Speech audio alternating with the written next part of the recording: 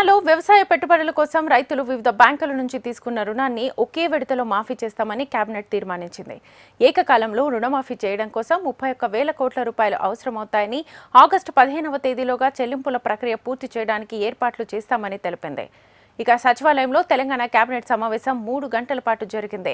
ఈ కేబినెట్ రైతుల ఎజెండాతో సుదీర్ఘంగా చర్చించింది. రైతులకు సంబంధించిన పలు అంశాలపై కేబినెట్ కీలక నిర్ణయాలు తీసుకుంది. కాంగ్రెస్ పార్టీ గత ఎన్నికల సమయంలో ఇచ్చిన ప్రతి హామీని నెరవేరుస్తామని ఇప్పటికే తెలిపిన నేపథ్యంలో వరంగల్ రైతు డిక్లరేషన్లో ఇచ్చిన మాట ప్రకారం రైతు రుణమాఫీపై కేబినెట్లో చర్చించి నిర్ణయం తీసుకుంది. వ్యవసాయాన్ని పండుగ చేయాలన్నదే కాంగ్రెస్ విధానమన్నారు ముఖ్యమంత్రి రేవంత్ రెడ్డి.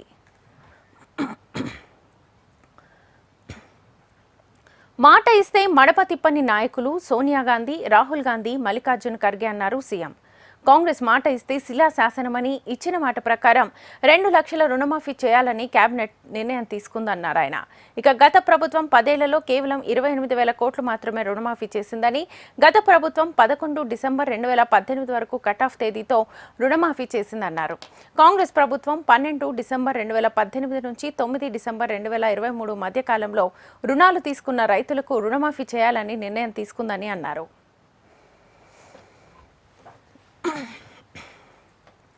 ఇక రుణమాఫీ కోసం దాదాపు 31,000 కోట్లు అవసరమవుతాయన్నారు ముఖ్యమంత్రి రేవంత్.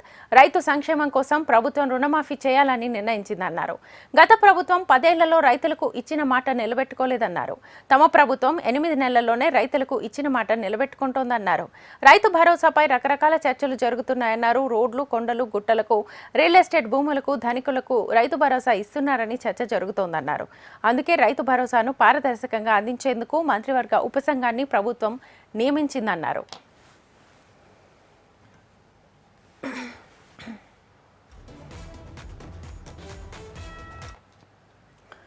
ఉప ముఖ్యమంత్రి బట్టి విక్రమార్క అధ్యక్షతన మంత్రులు తుమ్మల నాగేశ్వరరావు, దుద్దిళ్ల శ్రీధర్ బాబు, పొంగులేటి శ్రీనివాస్ రెడ్డి సభ్యులుగా ఉంటారన్నారు.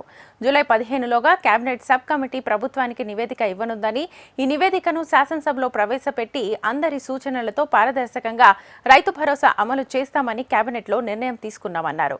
మంత్రివర్గ నిర్ణయాలు, ప్రభుత్వ పరిపాలనాపరమైన నిర్ణయాలను వెల్లడించే బాధ్యత శ్రీధర్ బాబు, పొంగులేటి శ్రీనివాస్ రెడ్డి తీసుకుంటారని, వారిద్దరూ ఇచ్చే సమాచారమే ప్రభుత్వ అధికారిక సమాచారం అన్నారని అన్నారు. ఇక ప్రభుత్వం నుంచి జీతాలు తీసుకుంటున్న వారు, ఎక్కువ ఆస్తులు ఉన్నవారు, ఎక్కువ భూమి ఉన్నవారు రైతు భరోసా ఇవ్వొద్దనే ఆలోచనలో ప్రభుత్వం ఉన్నట్లుగా తెలుస్తోంది.